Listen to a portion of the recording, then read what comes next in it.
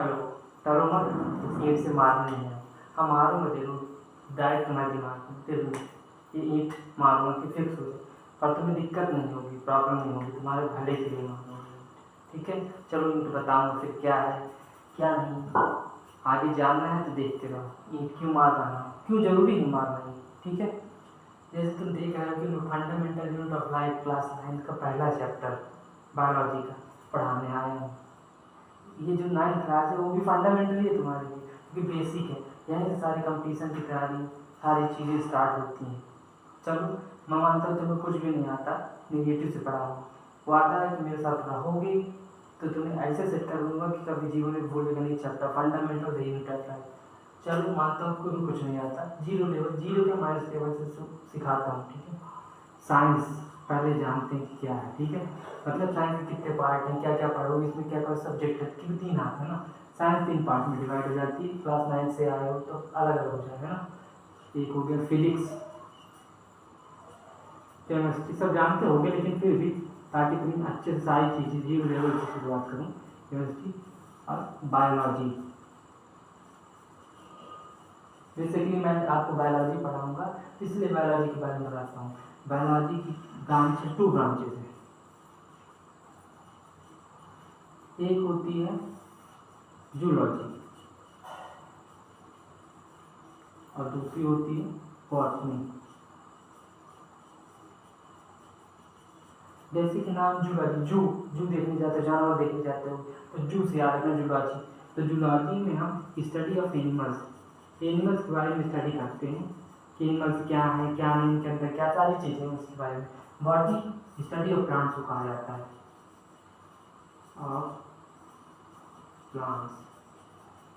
जो जूलॉजी के father of biology या जूलॉजी दोनों सेम है, ठीक है, कहा जाता है। तो जो फादर ऑफ जूलॉजी थे वो थे Aristotle, Aristotle father of zoology.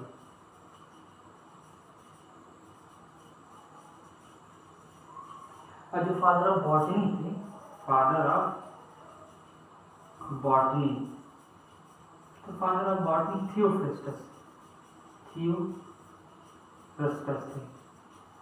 चलो, तो ये बायोलॉजी के बारे में जान गए कि क्या है। साइंस के 3 पार्ट हुए, बायोलॉजी में बायोलॉजी के 2 ब्रांचेस हुए, जूलॉजी, बॉटनी। जूलॉजी में हम एनिमल्स के बारे में पढ़ेंगे, बॉटनी में प्लांट्स के बारे में पढ़ेंगे। और जूलॉजी, जो फादर ऑफ जूलॉजी थे एरिस्टोटल, इन्हें फादर ऑफ बायोलॉजी भी कहा जाता है। और फादर ऑफ बॉटनी ये कौन थे, थियोफ्रस्टस। चलो, अब बेसिक जान चुके हो, तब तुम्हें मैं चैप्टर की शुरुआत कराती हूँ। थोड़ा सा रेस करते हैं इसको।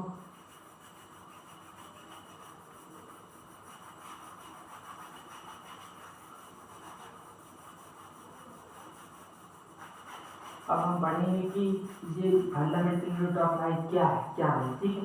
तो पहले फंडामेंटल यूनिट ऑफ लाइफ, जो फंडामेंटल है वो है सेल एक्चुअली में, ठीक है। तो पहले सेल के बारे में जानते हैं, सेल क्या है, कैसे बना, कौन से साइंटिस्ट ने खोजा, क्या डिस्कवरी हुई, क्या कैसे, सारी चीज़ें सेल के बारे में सारी चीज़ जान लेंगे तो तुम खुद ही डिसाइड करो, तुम खुद ही मेरे को बताओगे कि किसने इसे fundamental unit of life, basic unit of life क्यों कहा जाता है। जैसे बेसिक यूनिट ऑफ लाइफ क्यों कहा, जैसे घर बनता है, मान लीजिए, तो जो घर बनता है तो उसमें ईंट लगती है ना, तो ईंट से मिलकर पूरा घर बनता है। उसी तरह सेल होती है, सेल बेसिक यूनिट है, सेल से मिलकर सारी चीज़ें बनती हैं, ठीक है।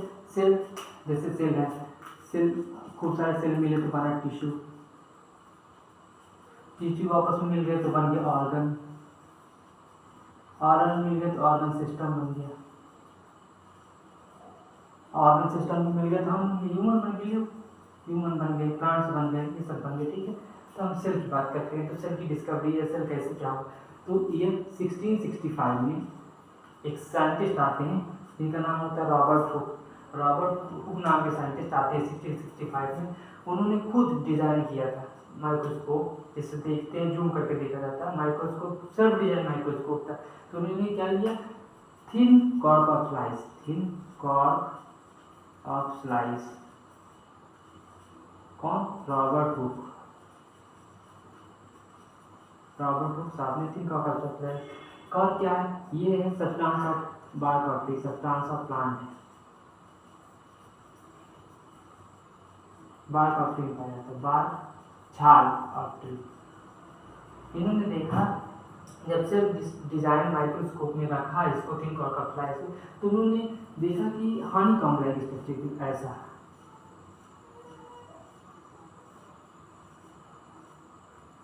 इस टाइप के स्ट्रक्चर उन्होंने देखा, हनीकॉम्ब लाइक स्ट्रक्चर।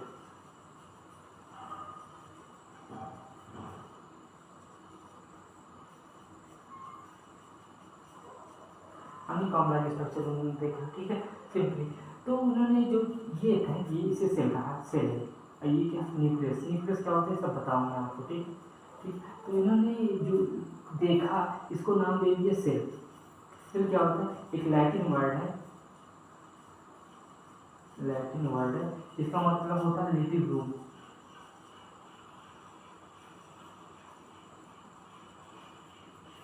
लेकिन एक्चुअली में जो सेल देखे थे ये डेड सेल थी, एक्चुअली में ये सेल वाल देखे थे। तो फर्स्ट लिविंग सेल जिन्होंने देखा था, फर्स्ट लिविंग सेल साइंटिस्ट थे Antonie van Leeuwenhoek, Antonie von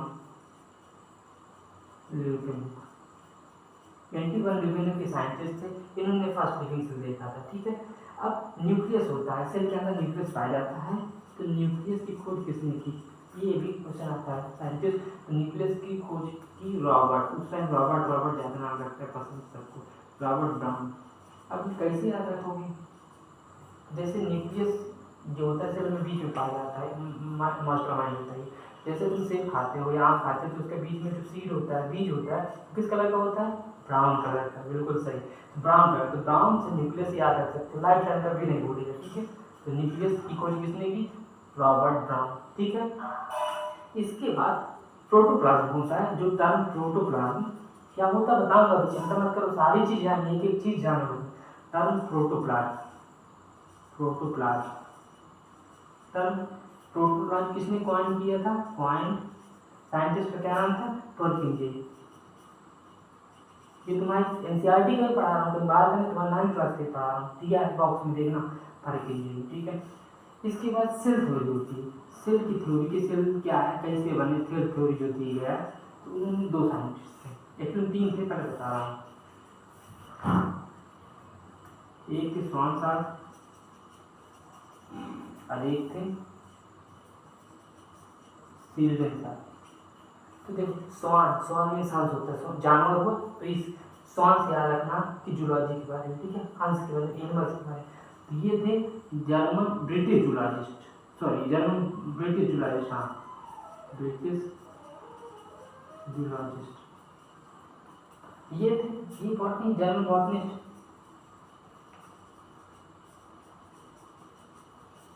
तो देखो पहले प्लांट आया या एनिमल्स है, प्लांट है। 1838 में इन्होंने किया था, ये 1839। तो इन्होंने पहले प्लांट्स के बारे में, कई सारे प्लांट्स को देखा आपस में, तो इन्होंने क्या कहा, all plants are made up of different cells, are made up of different cells, all plants are made up of different cells, इन्होंने ये कहा, ठीक है। इसके बाद ये 1839 इन्होंने बताया कि एनिमल्स के बारे में, जानवर को, लेकिन ये दोनों के बारे में खोजा था, दोनों चीज़ें देखे, प्लांट को भी देखा था और एनिमल्स के बारे में भी। तो इन्होंने कहा कि एनिमल में आउटर कवरिंग होती है, आउटर कवरिंग, जिसे बाद में प्लाज्मा मेम्ब्रेन कहा गया। और इन्होंने बताया कि सेल वॉल यूनिक फीचर है of plant, unique feature of plant, unique feature plant. इन्होंने एक चीज़ और कही थी, इन्होंने कहा कि all plants and animals are made up of cells and their product, cells and their product।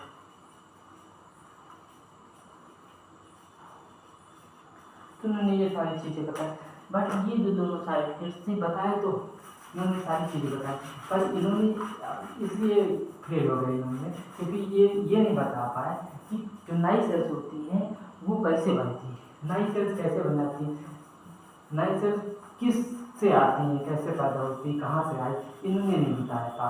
तो इसके बाद एक साइंटिस्ट आते हैं जिनका नाम रहता है रॉबर्ट बर्क्यू। रॉबर्ट बर्क्यू नाम से होते हैं। तो रॉबर्ट बर्क्यू ने एक्चुअली बताया कि नई सेल कैसे फॉर्म होती है। उन्होंने बोला omnis cellula e cellula. Omnis cellula e cellula, क्या? ओमनिस सेलुलर ई सेलुलर उन्होंने बताया। ओमनिस सेलुलर जिसका अर्थ होता है कि new cells arrive from pre existing cells. New cells arrive from pre existing cells. नई सेल्स पुरानी सेल्स से बनती हैं, ठीक है, इन्होंने बताया। और ये तीनों साइंटिस्ट जब आपस में साइंस इनके मिक्स कर दिए तो आज के दिन में सेल थ्योरी बनाई गई, जिसमें बोला गया all plants are made up of cells and product of cells. और सेकंड जो है वो है कि new cells arise from pre existing cells. तो ये सेल थ्योरी बन गई। समझ में आया? देखो थोड़ा बोर्ड की कमी है, ये पोस्टर नहीं होते हैं उसमें है, थोड़ा देख के बना रहा हूँ क्योंकि बोर्ड तो अपने पास है नहीं। अगर इसे लगे रहे सब सही चला, अच्छा लगा तो फिर आगे बोर्ड भी मिल जाएगा। चलो लिख देता हूँ जो कि आपको बताया।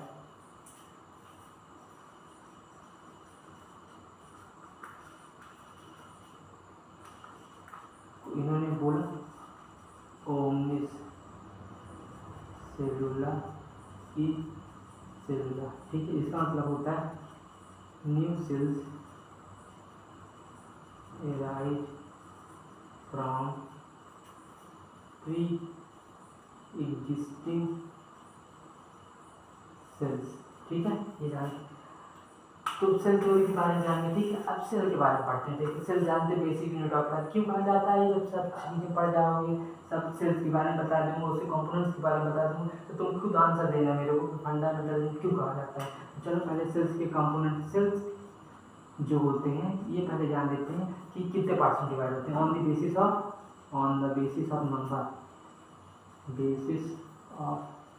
नंबर ऑफ सेल कितने पार्ट्स में डिवाइड? दो। एक होता है यूनिसेलुलर, एक होता है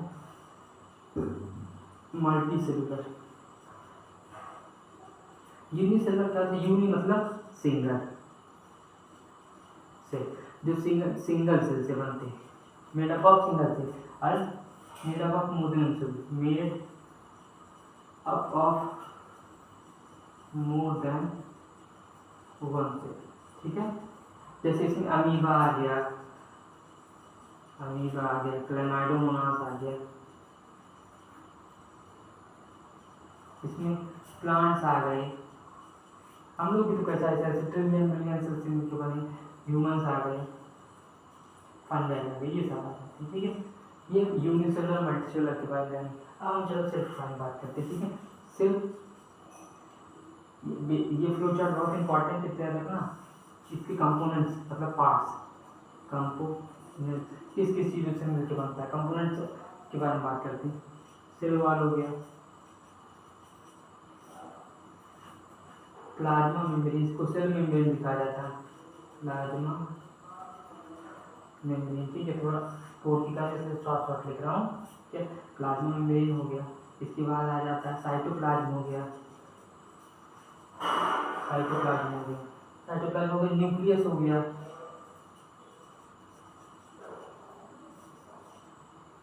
सेल ऑर्गेनेल्स हो गया। जैसे हमारे ऑर्गन होते हैं उसे सेल के ऑर्गन होते हैं, ठीक है। सेल का क्या होता है, ये आउटर मोस्ट सबसे रिजिड होती है, नॉन लिविंग होती है, जीवित नहीं होती है, ठीक है, नॉन लिविंग होती है और सिर्फ प्लांट्स में पाए जाते हैं, ओनली फाउंड इन प्लांट्स, ठीक है। नॉन लिविंग हो गई। इसके बाद ये आउटर मोस्ट लिविंग सेल वो क्या कहते हैं, प्लाज्मा मेम्ब्रेन की भी बाहर पाई जाती है, प्लाज्मा मेम्ब्रेन मतलब सबसे आउटर मोस्ट प्लाज्मा मेम्ब्रेन है उसकी भी बाहर भी पाई जाती है, ठीक है। जो प्लाज्मा मेम्ब्रेन होती है आउटर मोस्ट कवरिंग होती है, आउटर मोस्ट कवरिंग और सब में पाई जाती है, आउटर मोस्ट कवरिंग होती है सब में पाई जाती है। अलाउ ओनली सम सब्सटेंस, कुछ ही सब्सटेंस के एंट्री और एग्जिस्ट डिसाइड करती है, मतलब सब कुछ नहीं जा सकता है, कुछ ही सब्सटेंस है जो सिलेक्टिव परमिएबल होती है, कुछ ही चीज़ें जा सकती हैं अंदर बाहर, बाकायदे सब कुछ नहीं जा सकती, ठीक है। सिलेक्टिव परमिएबल बोलते हैं। साइटोप्लाज्म क्या होता है, ये फ्लूइड होता है, होता है फ्लूइड, जो भी प्लाज्मा मेम्ब्रेन के अंदर फ्लूइड पाया जाता है न्यूक्लियस के अंदर का छोड़ के, वो होता है फ्लूइड कंटेंट होता है, ठीक है। न्यूक्लियस क्या होता है, ये तो ब्रेन सब कुछ कैसे क्या करना है, मतलब सारा दे, जैसे हमारा ब्रेन है वैसे न्यूक्लियस ब्रेन हुआ सेल का, ठीक है। इसके बाद सेल ऑर्गेनेल, मतलब क्या होता है specialised structure of the cell, जैसे माइटोकॉन्ड्रिया, गोल्गी बॉडीज, ये सारी चीजें हो गई, वही होता है सेल ऑर्गेनेल, ठीक है। लेकिन ये तो समझा रहा हूँ, फिर लिख भी दूंगा, ठीक है। अब बात करते हैं सेल वाल, जैसे सेल वाल हमने लिखा, तो सेल वाल जो होती है रिजिड होती है, जैसे लिखा नॉन लिविंग होती है, सारी चीजें होती हैं, ठीक है। अब किस में पाई जाती है भी तो जानो तुम्हारे, जैसे प्लांट हो गया, किसकी बनी होती है, प्लांट हो गया, एनिमल हो गया, बैक्टीरिया हो गया, फंजाई हो गया, तो जानते हो प्लांट में जैसे बोला पाई जाती है, प्लांट में पाई जाती है, किसकी पाई जाती है, सेल्यूलोज सब्सटेंस, किसकी होती है, सेल्यूलोज। एनिमल में पाई ही नहीं जाती भाई, बैक्टीरिया में पाई जाती है, तो बैक्टीरिया में होती है, पाई जाती है, किसकी होती है, पेप्टाइडोग्लाइकन की होती है। फंजाई में काइटिन की, किटिन न करना, काइटिन क्या होता है, काइटिन की पाई जाती है, ठीक है। इससे लोहार के बारे में जान गए, ठीक है। अब बात करते हैं प्लाज्मा मेम्ब्रेन, ठीक है।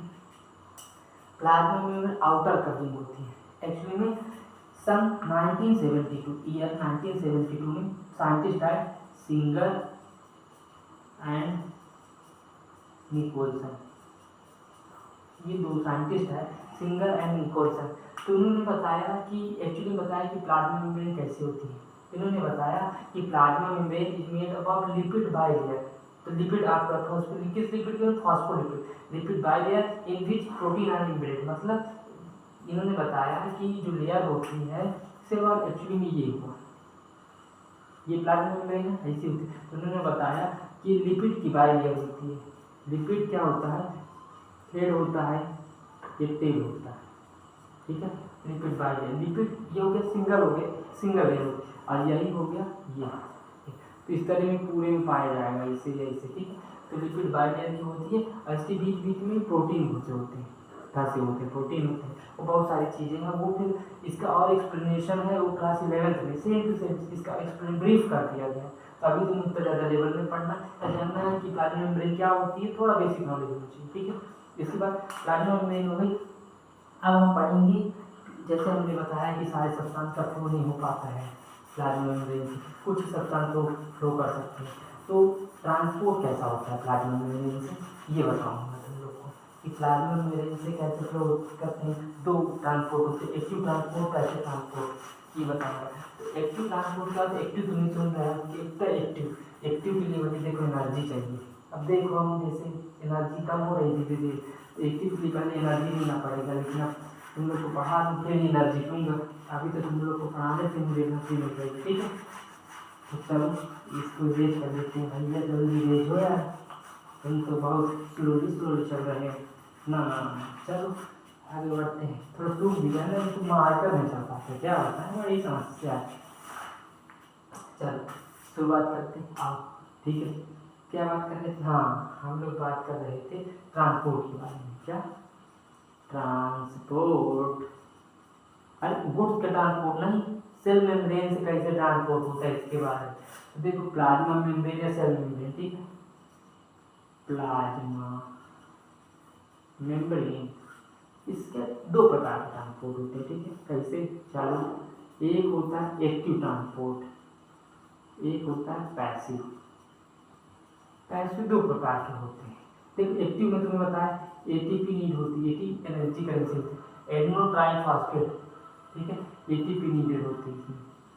ये क्या होता है, against concentration gradient, against concentration gradient, ठीक है।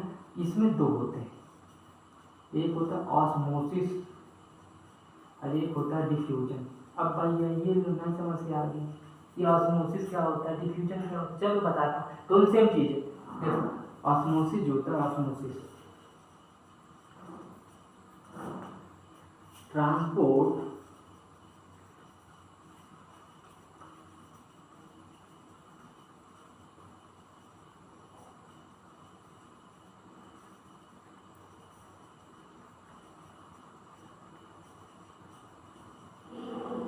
तो यहाँ पे सब्सटेंस की जगह क्या होगा, water. Transport of substance from high concentration to lower concentration, ठीक है। तो जब ऑस्मोसिस की बात हो तो ट्रांसपोर्ट ऑफ सब्सटेंस की क्या, वाटर, केवल जब वाटर का ट्रांसपोर्ट होता है from high concentration to its lower concentration, उसे ऑस्मोसिस कहते हैं। अब हाई कंसेंट्रेशन लोअर कंसेंट्रेशन में क्या हो, मान लो ये हो गया तुम्हारा से, ठीक है। अब बाहर तुम्हारे पानी बाहर है, ये खूब सारे पानी वाटर मॉलिक्यूल ये अंदर, तो देखो बाहर ज़्यादा है या अंदर, तो बाहर ज़्यादा है ना, तो ये ज़्यादा कंसंट्रेशन होगी, ज़्यादा मात्रा में हो, तो ठीक है। तो ये वाटर अंदर का है तो ये अंदर फ्लो करेगा, बस इसी को ऑस्मोसिस कह देते हैं और कुछ नहीं, सिंपल सा। अब क्या है, अब डिफ्यूजन की जब बात करें तो डिफ्यूजन सेम चीज़ है, transport of substance solid liquid gas water के अलावा, तो ट्रांसपोर्ट होगा from higher concentration to its lower concentration, same चीज़ ये है। अब मान लो ग्लूकोज है बाहर, ठीक है, बहुत मात्रा में है, अंदर कम, तो ये अंदर चला जाएगा, बस इसी को डिफ्यूजन कहिए, समझ गए। और ये एक्टिव जो ट्रांसपोर्ट हुआ, ये बाहर अंदर कम है बाहर ज़्यादा, तो ये अंदर ना आके बाहर जाएंगे, तो एनर्जी लगेगी ना ज़्यादा उसमें निकालने की, बता वो तो अपने आप हो रहा है क्योंकि ज़्यादा वाला है, इधर कम है तो अपने आप आ रहा है, लेकिन हमें जहाँ कम है और कम करना है, वहाँ से बाहर भेजना, तो एक्टिव ट्रांसपोर्ट होगा। अब मान लो difference between active and transport और पैसिव मान ली, आप पूछ लिया किसी ने एक्टिव पैसिव, एक्टिव में क्या एटीपी नीडेड होगा, इसमें नो नीड हुआ, इसमें लार्ज मॉलिक्यूल्स आ जा सकते हैं, इसमें स्मॉल मॉलिक्यूल्स, इसमें against concentration gradient, against concentration gradient, इसमें from higher concentration to lower, ये जान लें, ठीक है। तो ये तुम जो होता है ट्रांसपोर्ट कैसे होता है, कितने प्रकार का, दो प्रकार का हुआ, एक्टिव पैसिव ट्रांसपोर्ट हुआ, एक्टिव में एनर्जी लगी, अगेंस्ट कंसंट्रेशन ग्रेडियंट हुआ, पैसिव ऑस्मोसिस डिवीजन डिफ्यूजन, ये क्या है बता दिया तुम लोग को, from higher concentration to lower concentration. अब कुछ टर्म आते हैं साइंस में, ये देखो यही मैंने तुम्हें पहले शुरू में बताया कि कुछ टर्म है, अगर तुम्हें नहीं समझ में आया तो तुम छोड़ देते हो कि भैया चलो जाने दो, रट लेते हैं क्या मतलब, ये मतलब है नहीं, देखो इसी सब चीज़ों का मतलब है, अगर आज समझ लोगे तो बाद में कभी कठिनाई नहीं आएगी, कोई समस्या नहीं होगी, बाद वो वर्ड बार बार फंसे रटते हो, समझ नहीं आया तो क्या करोगे, इसलिए भैया जान हम बता देंगे बहुत अच्छे से, चिंता मत करो, नहीं भूलेगा, बस थोड़ा देखो पढ़ाऊंगा तुम्हें, मैं खाना बना दूंगा, खिला दूंगा, मुँह में रख दूंगा, लेकिन चबाना तो तुमको पड़ेगा ना, कोशिश करो, लेकिन थोड़ा सपोर्ट तुम लोग को भी करना पड़ेगा, ठीक। चलो आप पढ़ते हैं, क्या है, तीन वर्ड है, हाइपरटोनिक, हाइपोटोनिक, एक होता है क्या आइसोटोनिक, ठीक है। हाइपर, हाइपर गुस्सा आ गया मेरे को, हार्ट, तो हाइपरटोनिक में क्या होता है, हम सेल के बेसिस में करने के, सेल का आउटर एनवायरनमेंट, जैसे ये सेल हो गया तुम्हारा सेल, ये आउटर एनवायरनमेंट हो, तो हाइपरटोनिक क्या होता है, जब सोल्यूट ज़्यादा होता है, क्या होता है, ज़्यादा होता है, और सॉल्वेंट कम होता है, सॉल्वेंट बोले तो वाटर, सॉलिड, सॉल्यूट, सॉलिड, ठीक है, ये क्या होता है, कम होता है, जब ये कम होगा तो सॉल्यूट अंदर जाएगा, सॉल्यूट अंदर जाएगा नहीं जाएगा, जब यहाँ पे कम होगा, यहाँ पे कम है, यहाँ पे ज़्यादा सॉल्यूट अंदर जाएगा और सॉल्वेंट, ये पानी बाहर आ जाएगा, इसी को बोलते हैं हाइपरटोनिक, ठीक है। हाइपोटोनिक क्या होता है भैया, जैसे हाइपरटोनिक में बताने के, हाइपरटोनिक जब ये पानी बाहर आ जाएगा तो सिंक करेगा, जब किसी चीज़ जैसे तुम्हारा गुब्बारा फूला है उसे हवा बाहर नहीं तो सिकुड़ जाएगा ना, वैसे, ठीक है। तो हाइपरटोनिक समझ गए, जैसे मैं गुस्सा कर रहा हूँ सामने वाला, तुम्हारा मुँह ऐसे सिकुड़ेगा कि सर बिल्कुल ऐसे हो गया, वही हाइपरटोनिक, ऐसे आ रहा था। हाइपोटोनिक क्या होता है, जब सॉल्यूट बाहर कम होता है, सॉल्यूट कम सॉल्वेंट ज़्यादा, भैया जब सॉल्वेंट ज़्यादा होगा, सॉल्वेंट ज़्यादा है, पानी बाहर ज़्यादा मान लो, तो पानी अंदर जाएगा, और पानी अंदर जाए तो पानी पी ली तो भैया ये ले तुम्हारा पेट फूल गया, ये ले तब ओखले हो गए बिल्कुल, तो वही क्या होता है, मोटो हो जाता है, तो क्या कहेंगे, स्वेट, फूल जाता है, इसमें भाई ये कोई लेना देना नहीं, अंदर जैसे वैसे बाहर, no net movement, no net movement भैया। तो हाइपरटोनिक, हाइपोटोनिक, आइसोटोनिक समझ गए। आज की बात करें भूलोगे तो नहीं, चलो एक बार और बता देना।